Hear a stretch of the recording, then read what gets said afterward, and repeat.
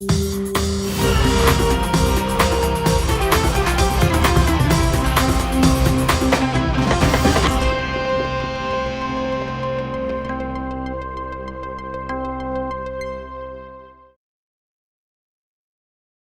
preciso esperar 6 anos. Mas a pergunta, quem mandou matar Marielle Franco, tem agora uma resposta. Durante 6 anos, o trabalho da imprensa foi fundamental, não só para buscar informações que foram trazidas a público, mas também para cobrar as autoridades, para que as investigações andassem. Era um campo minado, né? Que a polícia ali estava comprometida. Por que ele vira a chave e faz a delação? Você não precisa ser nenhum detetive para perceber que era uma investigação completamente cheia de buracos, lacunas, ações estranhas dos policiais. Existe um papel fundamental da imprensa para mostrar que essa investigação, que esse inquérito estava contaminado. Acho que não havia essa expectativa dos mandantes de que a Marielle, por exemplo, se tornasse um símbolo internacional da luta pelos direitos humanos. The world wants to know who ordered the murder of Marielle Franco. Veja a importância da resiliência dos colegas que nunca abandonaram esse caso. A Polícia Federal diz ter concluído as investigações de um crime que há 6 anos aguarda a resposta. Quem ordenou a morte da vereadora Marielle Franco e do motorista Anderson Gomes e por quê?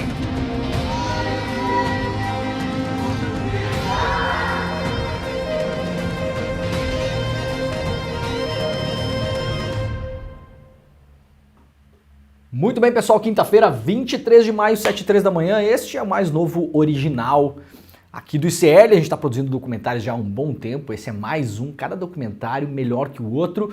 Lembrando, eu falei sobre isso ontem, ele está na nossa plataforma exclusiva para assinantes. Ontem a gente deu aqui o caminho para você ter acesso a este e a outros documentários e também para ter acesso à plataforma do ICL, despertacl.com.br, corre para lá, despertacl.com.br, tá valendo ainda, acho que hoje é o último dia, aliás, né? A gente fez ontem aqui uma propaganda aqui importante do lançamento da loja do ICL, então o pessoal pediu para eu repassar o trailer hoje, porque acabou perdendo ontem. Este é o trailer do documentário sobre os bastidores da investigação do crime da Marielle, investigação policial e investigação jornalística. Ninguém fez isso, hein? Ninguém fez isso, só o ICL. Então, para quem perdeu ontem, passando de novo e dando o último dia aqui, a última chance de você acessar despertacl.com.br para ter acesso a este documentário, a todos os cursos do ICL e ainda vai levar de presente aí o livro autografado do Rodrigo Viana e o livro também do Morozov, que é um dos caras que mais entendem desse grande tema das grandes empresas de tecnologia, que aqui neste programa nós chamamos de empresas de publicidade, né? Google, Facebook, não são empresas de tecnologia, né? São empresas de publicidade. Então acessa lá despertacl.com.br para pegar mais informações, tem o nosso hot site aqui com tudo, né? O lançamento da loja, vai ganhar cupom para fazer compras na loja, vai levar os 2 livros físicos para casa, sendo o livro do Rodrigo autografado, tem uma série de brindes aí e vai levar junto, claro, o acesso ao novo documentário do ICL, beleza, gente? Olha só, o Desperta de hoje está começando, são 7h05 da manhã, muito obrigado a todo mundo que já está por aí, estamos com uma audiência já, uma galerinha já está nos acompanhando, já fizemos o nosso chimarrão, né, Jimmy? Porque agora começou a esfriar, a gente vai tomar chimarrão no programa também, né? Muito obrigado para todo mundo que já está nos acompanhando, pessoal que está no nosso chat. Estamos ao vivo em todas as redes sociais, no Twitter, na Twitch, no Facebook e no Instagram, mas principalmente nos nossos canais do YouTube. Estamos ao vivo no canal do YouTube do Eduardo Moreira, do Leandro Demori e do ICL Notícias. Se você está chegando em qualquer um desses canais, assine o canal se você ainda não assina, ative o sininho para ser lembrado ou lembrada quando estivermos online, pode deixar o like nesse vídeo, vá lá para a caixa de comentários, conversa com a nossa galera que já está por aí, a milhão, né? A milhão. Ontem respondeu a pergunta se você conhece o Aécio Neves, né? Você conhece o Aécio Neves? Responda a pergunta hoje no nosso chat também, porque qual a sua primeira lembrança do Aécio Neves, né? Eu tenho 2 lembranças do Aécio Neves, ele pedindo recontagem de votos na eleição que perdeu para Dilma e também uma lembrança de um helicóptero. Vocês lembram da lembrança do helicóptero? Coloca no Google aí, Aécio Neves helicóptero, para quem não conhece, pode começar a conhecer ele pelo caso do helicóptero. Principalmente se você puder agora, compartilhe este programa, faça aí os 5 segundos de tarefa, se você puder neste momento, compartilha esse programa nas suas redes sociais, publica aí no Twitter, no Facebook, no Instagram, publica um stories, manda no seu grupo de WhatsApp, manda no seu grupo de e-mail, faça com que as pessoas saibam que este programa está ao vivo todos os dias, das 7 às 8 da manhã, de segunda a sexta-feira, trazendo as principais notícias do Brasil e do mundo com texto e contexto, né? A gente traz aqui a notícia, mas traz o contexto também. Hoje vamos trazer um contexto importante em relação à absolvição do Moro, falei sobre isso ontem um pouco. A gente vai aprofundar um pouco mais. Quem acompanha o Desperta sabe que não é novidade que há aí um grande acordo sendo gestado, né? Um grande acordo sendo gestado. Pois bem, agora nós temos aí um marco. A não cassação do Moro. Até 2 meses atrás o Moro estava cassado. Agora nós temos aí um marco, alguns recuos, algumas conversas. Eu vou indicar para vocês uma leitura, inclusive, lá dos nossos amigos da revista Fórum, uma leitura que está super condizente com o que eu venho falando aqui já há alguns meses e está super condizente com o que está acontecendo de fato, que a gente tem que olhar para o futuro. Não tem nada, tem pouco a ver com o Moro, a absolvição do Moro, e tem muito a ver com uma era pós-Lula, digamos assim, tá? Essas forças estão se reaglutinando de novo e é essa má notícia do dia.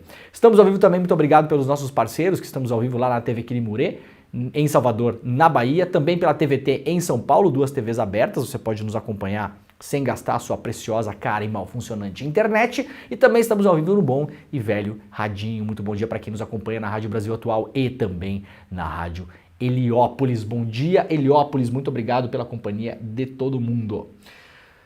Vamos lá então, Imposto de Renda 2024, a Receita abriu consulta do primeiro lote da restituição hoje. Então, se você tem restituição a receber da declaração de imposto de renda, se você seguiu o meu conselho, que é um conselho que nem eu mesmo sigo, mas é bom vocês seguirem, vocês fizeram esse ano a declaração de imposto de renda mais cedo e vão receber mais cedo, né? Tem muita gente que não sabe, quanto mais cedo você faz, mais cedo você entra nos primeiros lotes. Se você deixa para muito tarde, você vai receber a restituição só mais para o final do ano, vai ficar para o final da fila. Então, quem fez quem mandou o seu imposto de renda, sua declaração cedo esse ano, já pode dar uma olhada, porque o primeiro lote está liberado. Você pode ir lá ver se você tem dinheiro a receber. E claro, quem faz lá pelo sisteminha eletrônico da Receita, né? Acho que hoje em dia todo mundo faz, né?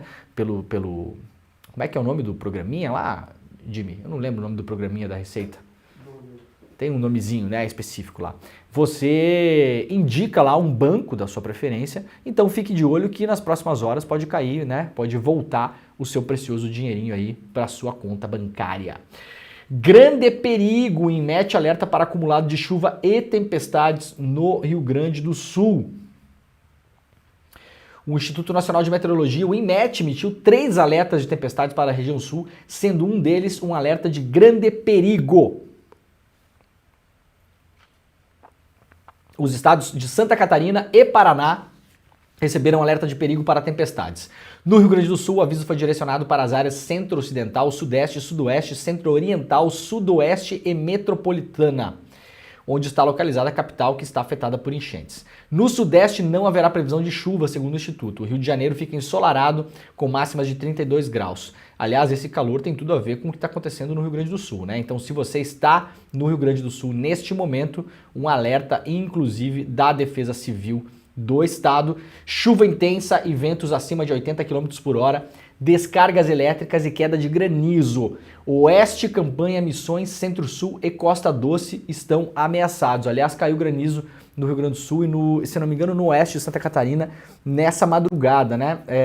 Chuva de granizo é um clássico do sul do Brasil, quem mora no sul sabe, mas elas têm vindo com mais intensidade. É engraçado que quando eu era criança, né, a gente tinha 3 coisas clássicas no inverno, que era sempre, né? Começava lá em junho, julho, principalmente junho, julho, agosto.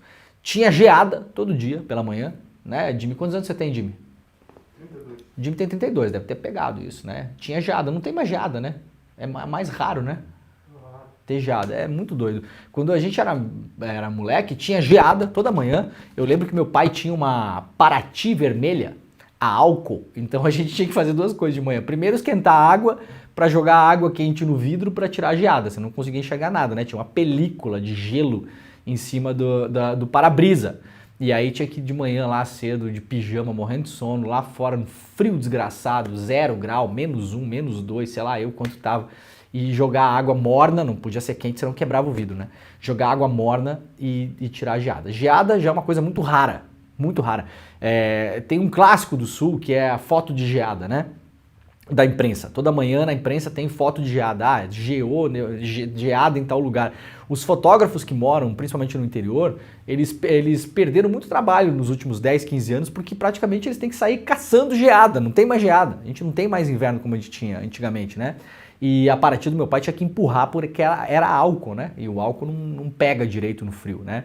Tinha esse problema nos carros que eram carburados ainda, antes da injeção eletrônica. Então a gente ia para a escola, tinha que empurrar a Paraty toda manhã, tirar a geada do para-brisa e empurrar a Paraty. Não tem mais geada, a gente quase não vê mais geada. Fazia muito frio no inverno, é uma coisa que não tem mais feito tanto frio. No inverno passado foi uma piada, né? Foram 2 ou 3 semanas de frio e depois acabou. Esse inverno talvez seja um pouco mais intenso, não sei. E tinha muita chuva de granizo. Teve uma chuva de granizo nos anos 90 na minha cidade natal que arrasou com a cidade. Foi assim, histórica, né? Tá nos livros de história da cidade. Só que elas não costumavam ser tão violentas assim, tanto é que ela era histórica de fato. Agora, todo inverno a gente tem uma chuva de granizo bastante violenta em alguns lugares que causa uma destruição enorme. Então, se você estiver nas áreas que podem ser afetadas, atenção. Se você estiver planejando voltar para casa depois das enchentes, atenção também. É claro que pode voltar, pode começar a limpar as casas, juntar os cacos e tentar retomar a vida, mas atenção porque pode ter cheias novamente. O Guaíba, nessa manhã, pelo que eu vi na medição, voltou a subir. Mas, curiosamente, a cidade não voltou a ser alagada. Por quê? Porque as famosas bombas de bombeamento de água agora estão funcionando.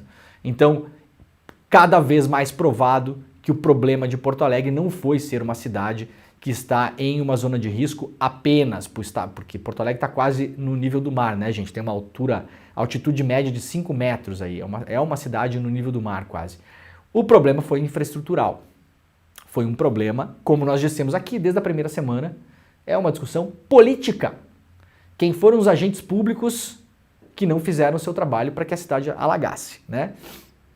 Não só Porto Alegre, região metropolitana também. Muito bem, um recado antes da gente continuar aqui. Ontem, recado importante, tá? Ontem o ministro Márcio França, ele deu uma entrevista no ICL Notícias primeira edição e fez um anúncio importante. Eu repeti isso ontem também no ICL Notícias segunda edição à noite e vou repetir aqui para que todo mundo esteja informado sobre isso. Quem quiser depois pode fazer corte e pode mandar isso aí pelas internets da vida, né? Atenção, se você tem empresa que está enquadrada como Simples Nacional ou MEI, que são a imensa maioria das empresas no Brasil, né? Então, se você é hoje um MEI ou tem uma empresa com um CNPJ que está enquadrada no Simples, paga lá o imposto dentro do Simples, que é um faturamento até X milhões de reais por ano, o governo federal já autorizou os 2 bancos públicos do Brasil, a Caixa Econômica e o Banco do Brasil, tá? Não é o banco privado que vai fazer isso por você, não é o mercado se autorregulando não, tá? Isso não tem no Itaú, no Bradesco, no Santander, não tem, no Nubank, não sei o quê. Caixa e Banco do Brasil, você empresário pode ir até a Caixa e o Banco do Brasil, porque tem uma linha de financiamento específica para empresas que foram atingidas pelas inundações. Nesta linha, atenção, o governo federal se compromete a pagar 40% do financiamento que você precisar para retomar o seu negócio. Então, se você tem um negócio, seu negócio foi atingido, você precisa retomar, você vai lá, vai pegar 100 mil reais emprestado, por exemplo, desses 100 mil, 40 mil serão pagos pelo governo federal, tá? Medida importante, então corra até a Caixa Econômica Federal e o Banco do Brasil e informe-se sobre esta linha de crédito. Se por acaso o banco, a sua gerência, na sua agência, disser que essa linha não está disponível, você pode entrar em contato com a ouvidoria dos bancos, porque isso foi anunciado ontem pelo ministro Márcio França no ICL Notícias primeira edição. Tá bom? Então precisa retomar a vida. Sua empresa foi atingida pela enchente. Você tem um CNPJ que está enquadrado em MEI ou Simples, que é a imensa maioria dos empreendedores do Brasil, empreendedores e empreendedoras do Brasil. Tem um salão de beleza, um estúdio fotográfico, um bar, uma padaria, tem um negócio ali de venda de produtos de beleza, qualquer tipo de negócio que você tenha, que foi invadido, um escritório de advocacia, qualquer coisa, né? A sua empresa de contabilidade que foi invadido, teve prejuízo, você vai ter que retomar a vida, comprar móveis, comprar estoque, consertar, mandar pintar, arrumar a parede, trocar a porta, trocar a vidraça que foi levada embora. Tudo isso pode ser financiado agora na Caixa Econômica e no Banco do Brasil. O governo federal se compromete a pagar 40% do empréstimo que você pegar nessas instituições, tá bom? Qualquer coisa que acontecer, eu peço que, por gentileza, vocês comentem aqui no chat. Ó, Leandro, fui lá e não é bem assim. Não é bem assim. Ou, fui lá e não tem dinheiro. Fui lá e meu gerente falou que não sei o quê. Que pra me enquadrar eu tenho que fazer, tem que pular 7 ondas e não sei o quê, e demora 2 anos para aprovar. Qualquer reclamação que esse negócio não estiver funcionando, por gentileza, venham para o programa, comentem no chat, a gente vai ficar de olho aqui e a gente vai cobrar o ministro, né? O anúncio é importante, é necessário, muita gente ficou sem nada, perdeu tudo, não é como era na pandemia, que você fechava o seu negócio, mas depois reabria o seu negócio. Fiz até esse exemplo ontem no CL Notícias segunda edição em relação a isso, né? A pessoa ia lá, reabria o próprio negócio, o negócio estava lá, né? Quem tinha uma academia de musculação, uma banca de revista, um negócio que vende produto de beleza, qualquer coisa. Você fechou na pandemia. Na hora de reabrir, o seu negócio estava lá. O seu estoque estava lá. Os seus equipamentos estavam lá. Os seus móveis, o seu computador. Agora, gente, é absolutamente trágico para o empreendedor que foi atingido pelas enchentes no Rio Grande do Sul. Porque não sobrou nada. Não sobrou nada. Onde a água entrou, são poucos os lugares que a água entrou pouco. Onde a água entrou muito. Muito. Teve lugares que nós mostramos aí no Vale do Taquari, na cobertura que a gente fez, né? Essas andanças que a gente fez aí para Mussum, Roca Salles, Encantado. A água entrou até o 2º ou 3º andar de prédios inteiros. Então, se você tinha um negócio no térreo, no 2º andar, o seu andar foi tomado pela água. Então, se tinha lá dentro câmera fotográfica, foi para o espaço. Equipamento de luz, foi para o espaço. Shampoo e condicionador, não sei o que você vendia lá na loja de produto de beleza para cabeleira, não sei o que, seu estoque, se acabou. Não sobrou nada. Então, agora, para retomar esses negócios, eu posso imaginar que a imensa maioria desses empreendedores não tem um dinheirão sobrando para simplesmente ir lá e recomprar o estoque, né? A gente sabe como é a realidade no Brasil. As pessoas vivem um mês atrás do outro. Não tem assim, né, sobrando. Então, corra para agências da Caixa e do Banco do Brasil e informe-se.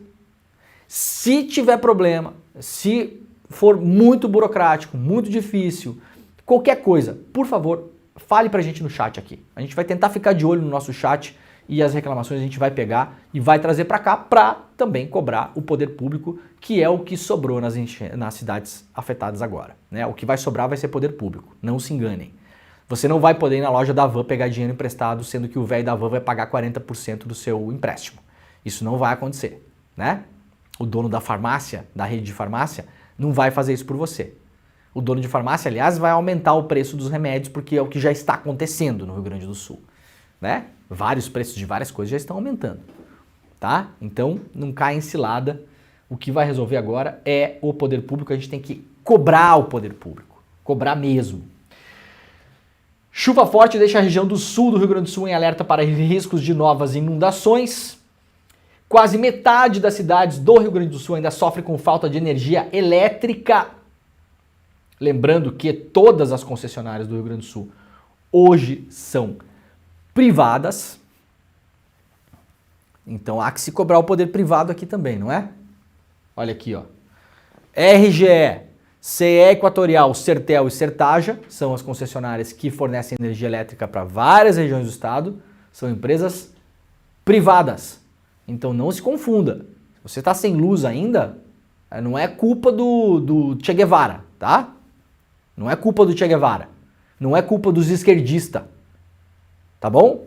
Isso aqui é o mercado. É o mercado se regulando, né? Como dizem no jargão. Tá bom? Cobrem as empresas privadas aí. Temos que nos preparar, diz Marina Silva, sobre mudanças climáticas. Olha, eu conheço poucas pessoas como a Marina Silva que vem falando em mudança climática há tanto tempo, né? Acho que faz uns 30 anos que a Marina Silva fala sobre isso. Foi, inclusive, durante muito tempo, ridicularizada, inclusive por parte da esquerda brasileira, né? Por parte do progressismo brasileiro, que ainda segue defendendo que tem que ter petróleo na Amazônia, que não sei o quê. Segue defendendo. E aí a Marina Silva, na quarta-feira, ela mencionou aí a necessidade de prestar atenção no que está acontecendo, que é óbvio, né, gente?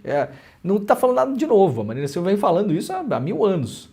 Temos que nos adaptar às mudanças do clima e temos que nos preparar, porque isso que está acontecendo agora, disse a Marina, infelizmente vai continuar acontecendo. Ondas de calor, processos de resfriamento, chuvas torrenciais e secas.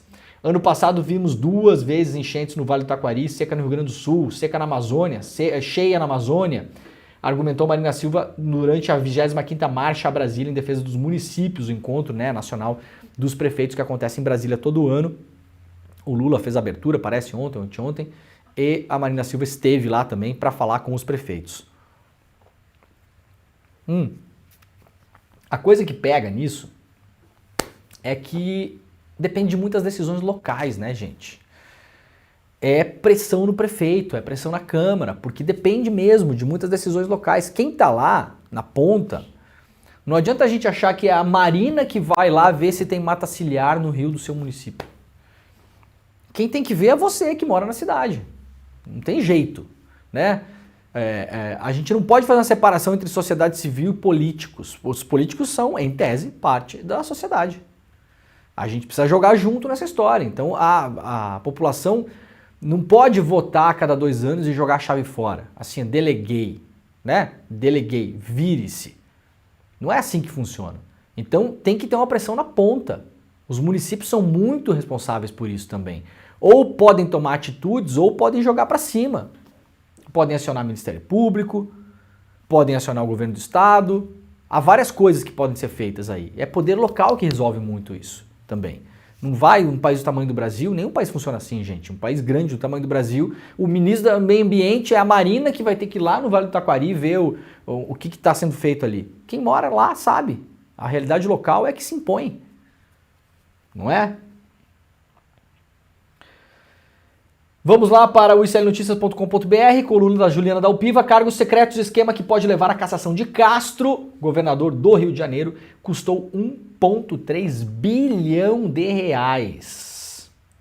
Matéria assinada pelo Igor Melo, nosso repórter do site. O esquema dos cargos secretos da Fundação CEPERJ e da Universidade do Estado do Rio de Janeiro, que pode levar à cassação do governador Cláudio Castro nesta quinta-feira, custou 1,3 bilhão aos cofres públicos fluminenses, mostra levantamento feito pela coluna em páginas de transparência do governo e da universidade, além de documentos do TCE e do MP do Rio de Janeiro. O Tribunal Regional Eleitoral do Rio de Janeiro retoma hoje, nesta quinta-feira, às 3h30 da tarde, a análise de 2 ações contra o governador e a cúpula política do Estado, após um pedido de vista interromper o julgamento na última sexta. No tribunal, a expectativa é que uma decisão seja tomada hoje. Nos bastidores, um novo pedido de vista é considerado improvável. O relator do processo, o desembargador Peterson Barroso Simão, votou pela condenação de Castro e de seu vice, Thiago Pampolha, e do presidente da... A gente mal sabe o nome do governador do Rio de Janeiro, que saldo vice, né? Thiago Pampolha, parabéns, prazer, né? Prazer, Thiago, Leandro. O presidente da Alerj também está nessa, né? Rodrigo Bacelar, por abuso de poder político e econômico com cassação de mandatos. Ele também quer deixar Castro e Bacelar inelegíveis por 8 anos. No seu voto de mais de 2 horas e meia, o relator afirmou que Cláudio Castro foi o mandante do esquema, enquanto Bacelar foi o gênio do mal que o elaborou. Nos 2 órgãos houve a contratação generalizada de cabos eleitorais, de aliados de Castro e de funcionários fantasmas com pagamentos mensais de até R$30 mil por pessoa. Nos 2 casos houve ainda denúncia de rachadinha. Os funcionários e bolsistas eram contratados sem qualquer transparência em cargos secretos e recebiam na boca do caixa, sem contratos assinados com o poder público ou comprovação de que de fato trabalharam. Foram 45 mil contratados em cargos secretos. Esse caso, ele não é só escandaloso, ele me espanta pela cara de pau. Cara de pau. Os caras criaram até 45 mil cargos na máquina pública do Rio de Janeiro. São chamados de cargos secretos porque teve muita gente que teve que fuçar para descobrir que esses cargos existiam. Não era evidente quantos cargos eram, onde estavam, o que faziam as pessoas, quem eram as pessoas. Isso foi um trabalho de formiguinha do poder público, das investigações e também do jornalismo brasileiro. O Igor Mello é um dos caras que apurou bastante isso, né? Mais uma vez o jornalismo brasileiro. A gente viu o caso da Marielle também, né? Mais uma vez o jornalismo brasileiro. Eu entendo por que tem muita gente que não gosta de jornalista. Entendo perfeitamente.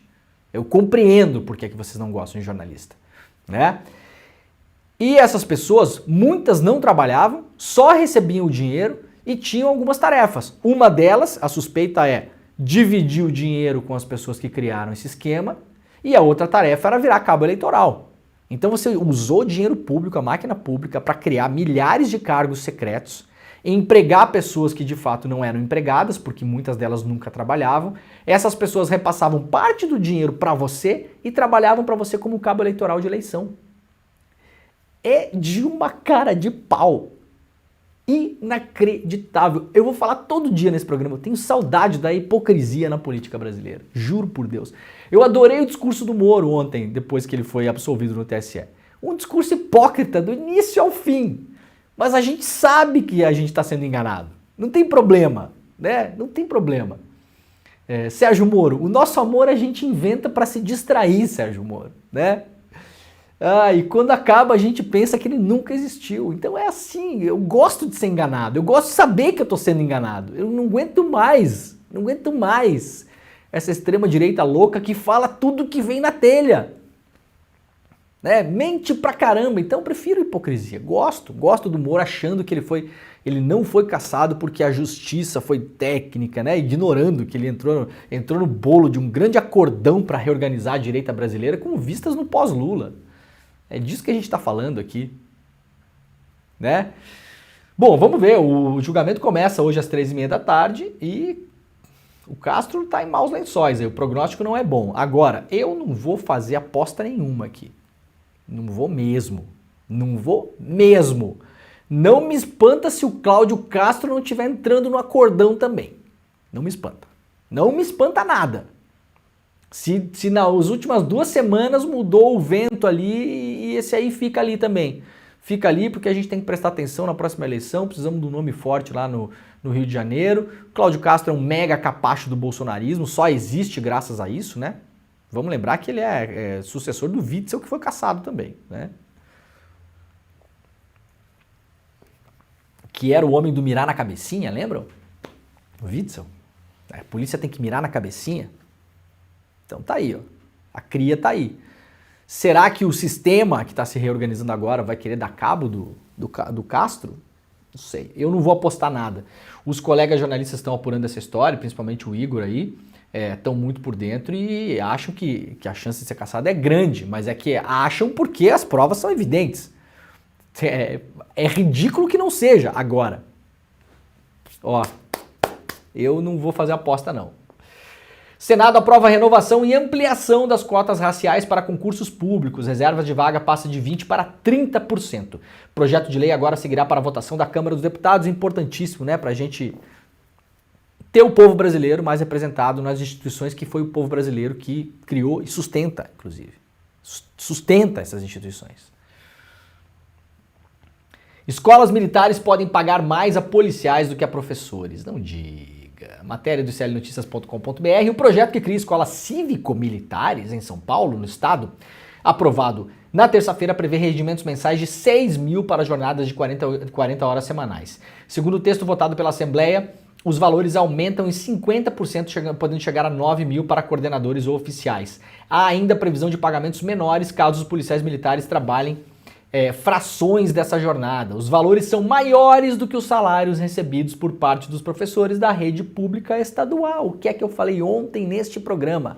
Para que serve uma escola cívico-militar? Gente, para você criar uma pequena casta de escolas que vão ter muito mais dinheiro do que as outras, onde vai entrar muito filho de pessoas por influência política. O Bolsonaro não conseguiu enfiar a filha dele numa escola dessas por influência política? Não foi essa história que teve uns anos atrás? Vocês imaginem no micro, na gestão da cidade ali, do bairro, da gestão do poder local, vocês podem imaginar. E passa a sensação para a sociedade que essas escolas são melhores porque militares. E não melhores porque tem mais dinheiro, não melhores porque tem mais infraestrutura. Agora está aqui o levantamento. Na última seleção de professores temporários, os salários anunciados em São Paulo eram de 5,3 mil, ou seja, R$ 5.300 para 40 horas semanais e R$ 3.300 para 25 horas semanais. Ou seja, vai de 6 mil podendo chegar a 9 mil para coordenadores e oficiais das escolas cívico-militares, enquanto na rede pública estadual os professores estão lá ganhando R$ 5.300 e R$ 3.300. Tá claro, né? Qual que é o projeto aqui. Desastre climático no Rio Grande do Sul impacta a vida de mais de 2.500.000 pessoas, apontou a Fiocruz. O desastre climático no Rio Grande do Sul impactou de alguma forma mais de 2.500.000 pessoas e deixou 1.300.000 residências em zona de risco. É o que aponta uma nota técnica elaborada por pesquisadores do Observatório de Clima e Saúde da Fiocruz. No documento As Inundações no Rio Grande do Sul, seus impactos imediatos e suas possíveis consequências sobre a saúde da população, os pesquisadores revelam também que as chuvas e enchentes atingiram mais de 3 mil estabelecimentos de saúde. Claro, né? Alagou tudo aí. Teve lugares que não tem mais hospital, não tem mais UPA, não tem mais nada. Farmácia, clínicas particulares, tudo. O mapeamento do desastre climático foi feito com base no cruzamento de diversos dados de bancos de dados. Os pesquisadores analisaram as manchas de inundação obtidas por imagens de radar e de satélite e verificaram os estabelecimentos e territórios localizados nessas áreas. O desastre agora, para o futuro, vai trazer doenças, de acordo com a pesquisadora Renata Grace, né? O objetivo principal é subsidiar o poder público para já se antecipar em relação a essas doenças. Vai ter que ter um cuidado cada vez maior, porque são doenças de pele em geral, viroses e outras enfermidades, né? Relacionadas à água poluída, né? Você tem aí as cidades inundadas, essa água é putrefata. A água que invadiu ali não é água de chuva, aquilo ali misturou com esgoto, com... Imagina, a gente foi invadido poço de combustível, ali tem material lubrificante, óleo, combustíveis em geral, entrou lá em oficina mecânica, não sei, então vocês imaginem óleo, graxa, vários materiais poluentes, esgoto, né? E aí aquilo ali subiu na cidade, se misturou com o lixo que estava lá para ser coletado, então não é água mais aquilo praticamente, né? E aí isso pode trazer algumas doenças. A leptospirose é uma delas que está aí mais em voga ultimamente, né? Jimmy, liga o ar-condicionado para a gente, porque eu estou ficando com calor neste programa. Muito bem. Muito obrigado. Olha, o ministro da Agricultura fez uma fala importante, né? Vindo do setor que vem, uma fala até espantosa. O meio ambiente cobra o que foi tomado dele, diz ministro da Agricultura. Foram 3 anos de seca e 3 enchentes em curto espaço de tempo no Rio Grande do Sul. É o meio ambiente cobrando o que foi tomado da natureza. Isso foi o que disse o ministro da Agricultura, Carlos Fávaro, em entrevista à coluna Vai e Vem das Commodities. Não sei que coluna é essa, deve ser da Folha, porque senão a Folha não estaria citando, né? Isso, é da Folha. A competitividade desses acontecimentos elimina qualquer chance de negacionismo sobre as crises climáticas e o clima, segundo ele, é o principal ativo dos produtores. A partir de agora, é evitar o pior, diz o ministro. Fávaro relembra a fase difícil para os produtores nas novas fronteiras agrícolas na década de 80, sem financiamento, sem custeio, o setor enfrentava uma infraestrutura precária no centro-oeste. Mas agora lá vai sofrer também, né, gente? Vai sofrer, sofreu muito, aliás, com seca, o Mato Grosso do Sul, esse ano. Então, fala importante, né? Perguntou a Folha aqui, muitos ainda não acreditam na crise climática. O ministro respondeu, os fatos acabaram com o discurso negacionista. Já tivemos outras ocorrências, mas ele cita cheia de 41, mas a periodicidade desses acontecimentos acaba com o negacionismo. Não temos como negar, disse o ministro. Precisamos agir rapidamente para estancar essas mudanças. Não tenho capacidade científica para dizer isso, mas não sei se é possível voltar atrás depois do que já fizemos. Precisamos agir para não complicar ainda mais a situação. O clima é o principal ativo do produtor rural. Bom, ministro, espero que, o senhor convença os seus pares. Se eu não me engano, o Carlos Fávaro é um ruralista também, que ocupa o ministério hoje. Principalmente a parar de desmatar, invadir área indígena, desmatar a Amazônia, derrubar a área de proteção ambiental. Os seus colegas políticos, como o governador do Rio Grande do Sul, Eduardo Leite, que mudou as proteções ambientais do Rio Grande do Sul e permitiu, por exemplo, que fossem construídas açudes em áreas de proteção permanente e outras coisas também, e outras várias coisas. Espero que o senhor convença a sua turma aí. E eu não estou falando do pequeno produtor, da galera que a gente foi visitar lá em Roca Salles e em Mussum. O cara que tem lá 5 porquinhos e 5 galinhas. Esse não estou falando desse. É claro que esse também, se estiver fazendo coisa errada, também tem que ser orientado e no limite penalizado. Agora, precisa de 20 mil pequenos produtores rurais para causar o estrago que um grande produtor gigantesco causa. Haja vista, por exemplo, o que a gente mostrou aqui no programa algumas semanas atrás, aquele cara que usou produtos químicos usados na guerra do Vietnã para secar um pedaço do Pantanal. Uma pessoa. Milhões de reais investidos nesse produto químico. Uma pessoa. Então, ou começa-se uma conscientização real, principalmente nesses produtores gigantescos, ultralatifundiários, ou não adianta a gente ficar convencendo as pessoas que moram na cidade. Que poder as pessoas têm para fazer isso? Punir essa gente também. Fiscalizar mais. Demarcar, por fim, todas as terras indígenas e quilombolas, que cientificamente já está comprovado, não há discussão sobre isso, são as áreas que mais preservam. As áreas mais preservadas hoje no Brasil são as áreas indígenas demarcadas. Lá não há desmatamento. São regiões seguras para o clima.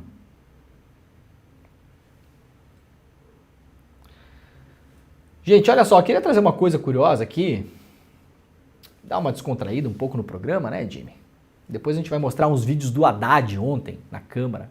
Para quem estava com saudade do Flávio Dino macetando imbecil na Câmara, porque não há outra palavra para dizer. A gente vai mostrar uns vídeos do Haddad aqui daqui a pouquinho, que esteve na Câmara ontem, a convite dos deputados. Mas antes, olha só, o Marcelo Soares, jornalista, colega, grande jornalista, aliás, ele puxou uma coisa interessante lá no Twitter. Vejam como são as coisas, Vejam como o Brasil é um país onde o roteirista não dorme. Não dorme. Disse o Marcelo Soares, estou fora do Rio Grande do Sul praticamente desde 2000. Aí me contaram hoje que a carreira política do Leite, ele chama o Eduardo Leite de colete, porque o Eduardo Leite usa o seu colete da Defesa Civil, começou graças a um boneco de voodoo. E aí diz o Marcelo Soares, eu chequei e é isso mesmo. Aí o Marcelo comete o pecado de contar a fofoca aqui, mas não conta ela toda, Mas ele conta aqui, um vereador do Partido Verde achou um boneco de voodoo na Câmara Municipal de Pelotas em 2008.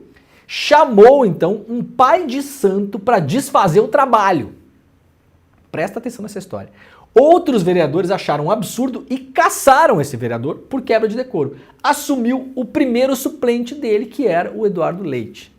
Essa história maravilhosa, eu fui atrás dessa história, olha aqui, Vereador de Pelotas faz exorcismo para neutralizar voodoo na Câmara.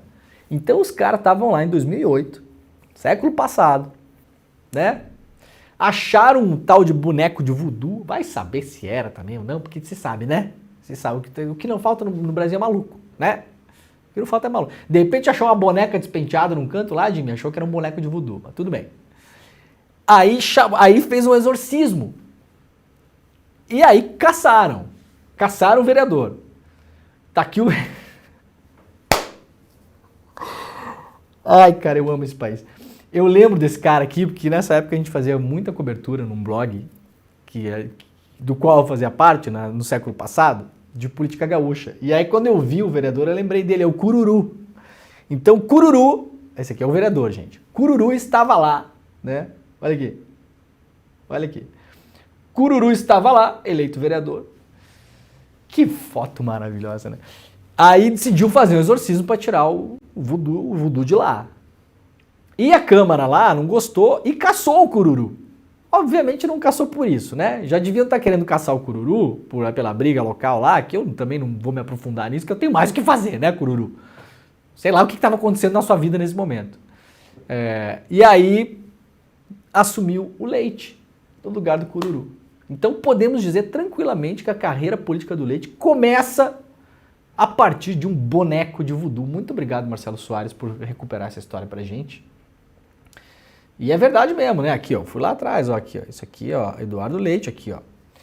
Isso aqui é uma tese da Universidade Federal de Pelotas sobre política e essa tese menciona esse caso, né? O caso foi muito mal coberto pela imprensa, não tem muita notícia, mas eu encontrei na academia, aqui, ó, né? O vereador Cururu, em 22 de janeiro de 2008, assumiu e foi cassado, né? E aí a Câmara determinou a posse do vereador suplente Eduardo Leite. Ele assumiu em 2 de setembro de 2008.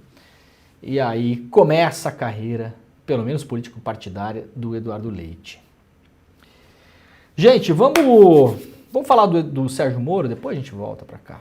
Mas antes eu quero mostrar os vídeos do Haddad, né? O Jimmy, vamos fazer o seguinte, vamos pro Haddad, depois a gente vai pro Moro. O Haddad esteve na Câmara ontem, a convite da Câmara, e você sabe, né? A Câmara virou, assim, a gente paga o salário de um bando de idiota. Vamos ser honesto aqui.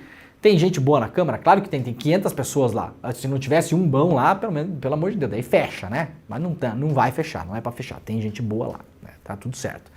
Tem muita gente boa lá, inclusive, fazendo política de gente grande. Mas tem um bando de idiota, né? Claro. Quando o Flávio Dino ia, era interpelado lá pelo bando de idiotas. Porque a gente tem que entender, de uma vez por todas, que tem gente que foi eleita por ser idiota. Né? A gente se pergunta, meu Deus, mas como esse idiota foi eleito? Não, ele foi idiota, ele foi eleito por ser idiota. Foi eleito por isso. Então, no mandato, gente, não tem outra coisa que a pessoa possa fazer. A pessoa que votou no Abílio Brunini, ela votou por ele ser quem ele é. Não adianta ele chegar na Câmara agora e tentar ser alguém sério. Não adianta. Apresentar projeto de lei, fazer discussão política, falar com todo mundo, falar com a oposição, com o governo, tentar achar votos para os seus projetos. Não adianta, não é isso que ele vai fazer. Nicolas Ferreira, não é para isso que foi eleito. Quem votou no Nicolas não espera que ele faça política. Espera que ele faça idiotices. A pessoa votou para isso. Quem votou no Gustavo Gayer? A mesma coisa, né? Quem votou no Kim Kataguiri? A mesma coisa. Então, convidaram Haddad para ir para lá. O que é que tentam fazer? Aquele espetáculo imbecilizante que serve só para que esses parlamentares façam cortes para as próprias redes sociais. É para isso que serve. Não é um debate. Não é uma discussão. Eles não chamaram o Haddad para tentar entender o que acontece no país, os rumos da economia, de onde viemos para onde vamos, como é que a gente vai fazer para melhorar isso ou melhorar aquilo, se vai subir ou descer o PIB, se vai taxar o fulano ou o ciclano, se vai fazer reforma tributária, nada disso. Até porque, gente, é só olhar para o Abílio Brunini e você vê que não há a mínima condição de ter uma discussão nesse nível com o Abílio Brunini, né? Ali o papo é outro. E aí ficaram, obviamente, tentando constranger o Haddad. O Haddad, não sei o que aconteceu, estava num dia diferente, porque o Haddad, né, se bem que a gente tem que separar, né, o Haddad político é uma coisa, o Haddad ministro é outra. Como ministro, o Haddad gasta tempo trabalhando. Essa é a verdade. O Haddad não gasta tempo fazendo lacraçãozinha de rede social. O Haddad gasta o tempo dele trabalhando. É o pior trabalho do governo hoje, ser ministro da Fazenda. Vocês não tem dúvida disso. A pior bucha desse governo hoje é ser ministro da Fazenda. Não tem nada nem parecido com isso. Mas aí tirou um tempo, foi lá e acho que o Haddad assim encheu o saco, sabe? De ter que levar a sério um bando de imbecis. Então a gente separou 3 trechos aqui para mostrar como foi ontem, porque sim, porque a gente quer ver, porque deixa a nossa vida melhor, porque hoje é quinta-feira e amanhã é sexta-feira, graças a Deus. Vamos lá então, vamos ver o primeiro trecho, Jimmy. deputado Abílio me acusa de gostar de livro, filme e música. Deputado, eu gosto da cultura. Eu sei que o bolsonarismo tem dificuldade com as artes. Vocês têm. Vocês não gostam. Não gostam. Mas vocês vão ter que aprender. Vocês vão ter que aprender a respeitar um dos maiores patrimônios do país. Por favor, deputado Abílio, não vamos interromper a palavra do ministro. Eu ouvi o senhor. Deputado Abílio, por favor. Eu ouvi cada coisa do senhor, deputado. Ouve alguma coisa de mim. Os senhores, se não fosse o Congresso Nacional botando goela abaixo do governo 2 leis de apoio à cultura, a cultura tinha morrido no Brasil durante a pandemia. Vocês quase acabaram com a cultura brasileira, que é um dos maiores patrimônios desse país. Vocês não gostam de livro. Tipo a Madonna? Vocês não foi... Tipo o show da Madonna? Deputado Abílio. Deputado, isso não é problema seu, não vai no show da Madonna. Quem gosta, Deputado Abílio, vai. por favor, deputado Abílio. O senhor tem que aprender que a diversidade cultural é parte da cultura. Uma cultura que seja... O senhor gosta de monocultura, só que o senhor gosta. Mas nem todo mundo é obrigado a ter o mesmo gosto que o senhor. Claro. Que eu nem sei qual é. E eu acho que eu até apreciaria algumas das coisas, porque sabe o que eu aprendi? Eu tenho me dedicado muito à antropologia recentemente. Porque eu olho para o senhor do ponto de vista antropológico, respeitando o seu ponto de vista, tentando entender o seu pensamento, o seu raciocínio, com grande dificuldade, mas em apreço ao seu mandato e em respeito ao seu posicionamento. Não faz sentido o que o senhor está dizendo. Você atacar a cultura desse jeito, goste dos seus discos, dos seus filmes, deixa o povo gostar de outro. Qual é o problema? Sabe como eu olho para o senhor do ponto de vista antropológico? Eu tenho certeza que o Abílio Brunin não entendeu. Deputado, não foi isso que o Haddad quis dizer, que olha para o senhor como quem está visitando um zoológico, tá? Não, é antropológico, né? É antropos, o homem, né? Sensacional. Vamos para o segundo trecho aí? Bora lá, Jimmy. Mas Vossa Excelência historicamente sempre foi a favor. O deputado Kim não sabe que o ICMS é um imposto estadual? O senhor sabe que é um imposto estadual. O senhor devia estar criticando os governadores que estão cobrando, se o senhor é contra. Eu sou a favor do que eles fizeram e agradeci aqui os governadores por terem no âmbito do CONFAS tomado uma medida corajosa. Mas o ICMS que é cobrado dos marketplaces é estadual, não é federal. O senhor está querendo botar na conta do governo federal um imposto estadual. Na minha opinião, decisão correta que os governadores tomaram. O senhor vai criticar publicamente os governadores que o senhor apoia? Não, né?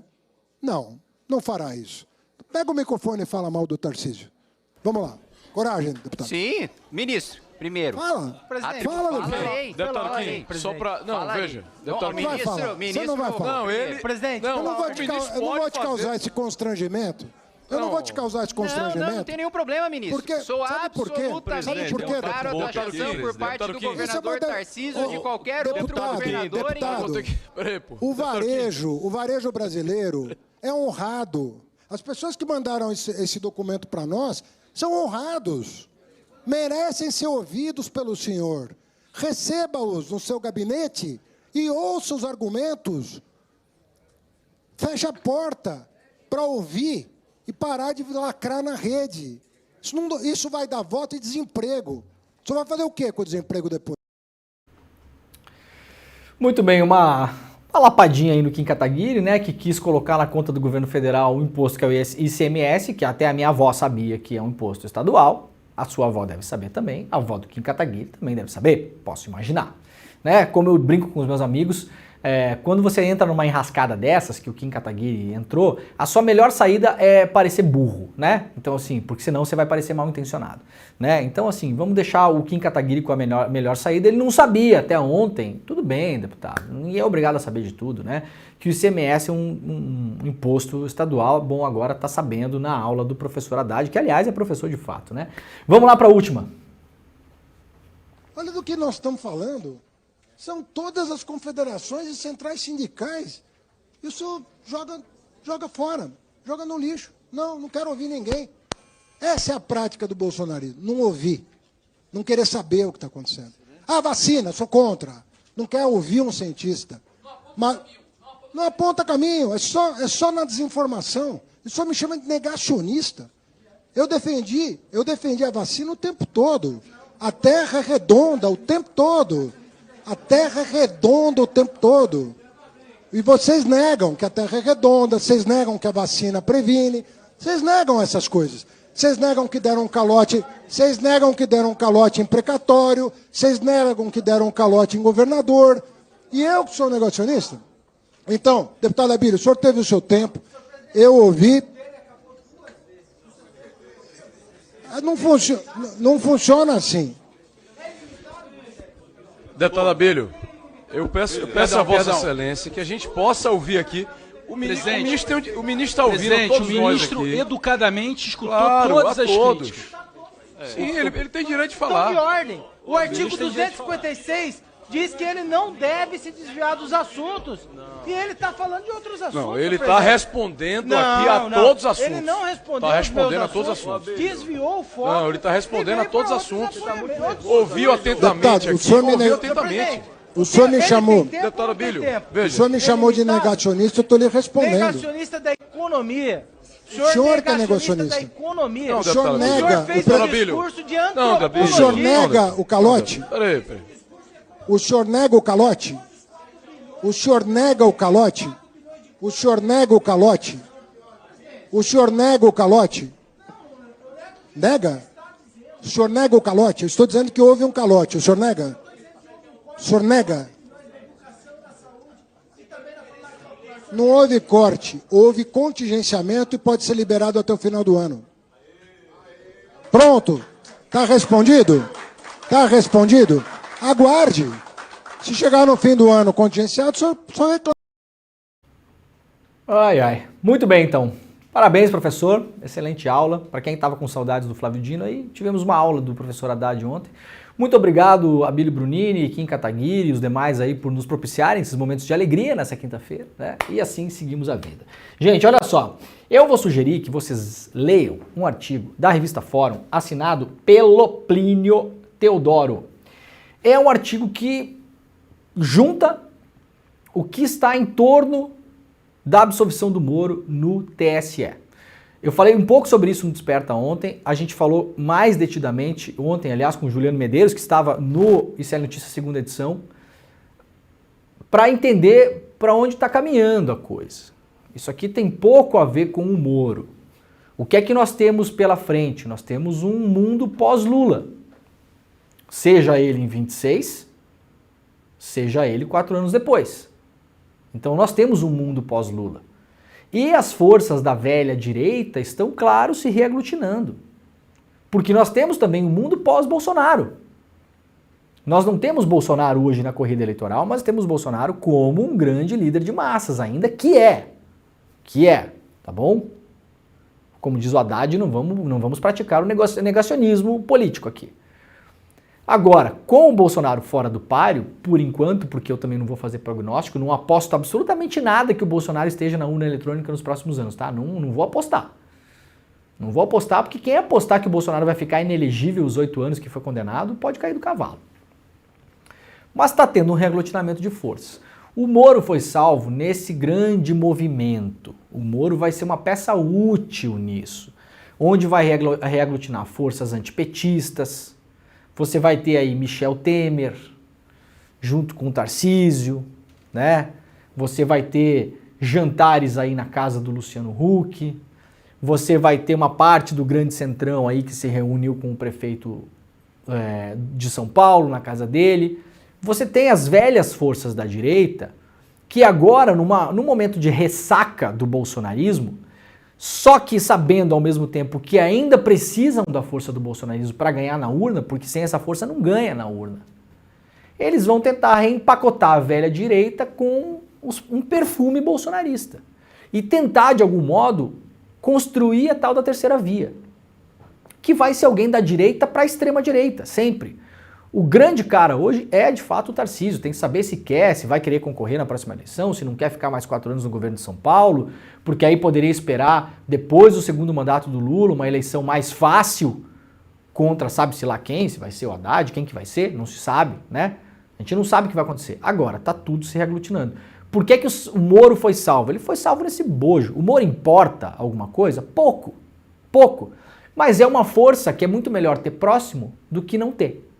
Você abriria uma eleição no Paraná, sabe-se lá quem poderia ser eleito, poderia inclusive ser eleito alguém de esquerda, como a Gleisi Hoffmann, que era um dos nomes que poderia concorrer à eleição do Senado no Paraná se o Moro fosse cassado. Eu acho que teria mais chance de eleger alguém de direita. De todo modo, Moro salvo está se reaglutinando com as forças do antipetismo, junto com os velhos barões da direita brasileira que perderam muito espaço nos últimos tempos para o bolsonarismo. O cenário do Bolsonaro inelegível é ótimo para essa galera toda, porque eles podem se aglutinar junto com a força bolsonarista eleitoral, o Bolsonaro ali dando a sua chancela eleitoral, mas com um nome que essa velha direita possa controlar. E isso está começando a acontecer, gente. O Moro é um exemplo disso. Vai seguir na praça, pode ajudar na eleição do Senado. O Rodrigo Pacheco e o Alcolumbre trabalharam também para que o Moro não fosse cassado, porque tem eleição do Senado para a próxima legislatura do ano que vem, da próxima comando da casa, que começa no ano que vem. O Moro vai ser uma força antipetista, ligado à extrema-direita, como tem sido. Já deu uma entrevista ontem, já falou mal do Lula de novo, para variar, só um pouco. Pode ser um virtual concorrente à eleição do governo do estado do Paraná. Então o Moro entrou num grande bolo. Muito ótimo o discurso dele, da hipocrisia pura, dizendo que foi salvo na técnica jurídica, né? Que até discutível, pode ser. Pode ser que o processo lá não fosse tão preto no branco. Então decidiu-se. Agora, unanimidade no TSE, 7-0, com voto inclusive do Alexandre de Moraes. Alerta amarelo na cabecinha de todo mundo. Tá bom? Acabou a fase de combater o bolsonarismo e o golpismo.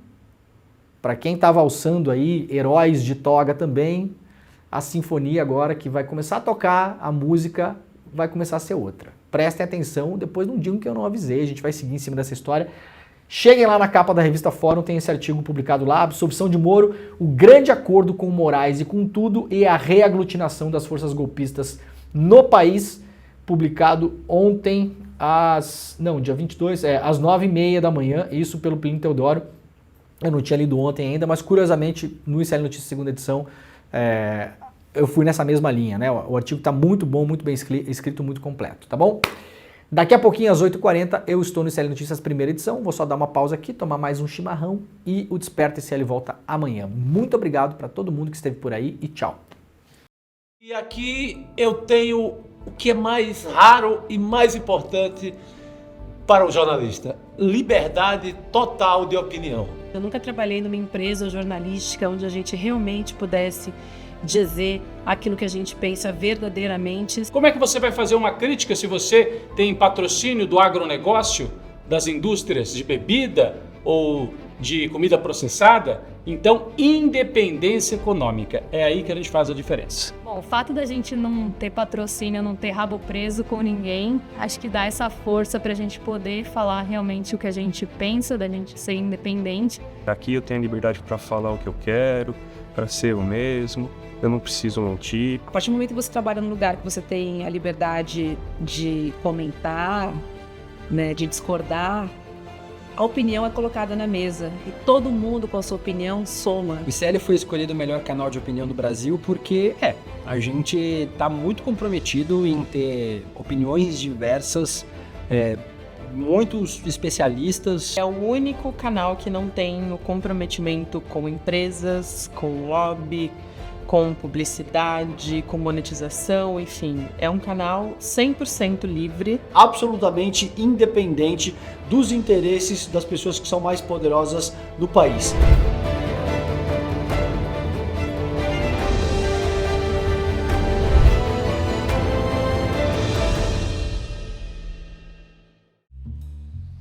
Qual é a relação da Brasil Paralelo, que é uma produtora de conteúdo ligada à extrema-direita e ao negacionismo climático, com um vice-prefeito de Porto Alegre? Eu conversei com a jornalista Amanda Audi, que fez uma reportagem sobre esse assunto com a Agência Pública. É hoje, a partir das 10h30 da manhã, depois do ICL Notícias, primeira edição. Te espero lá no Em Detalhes.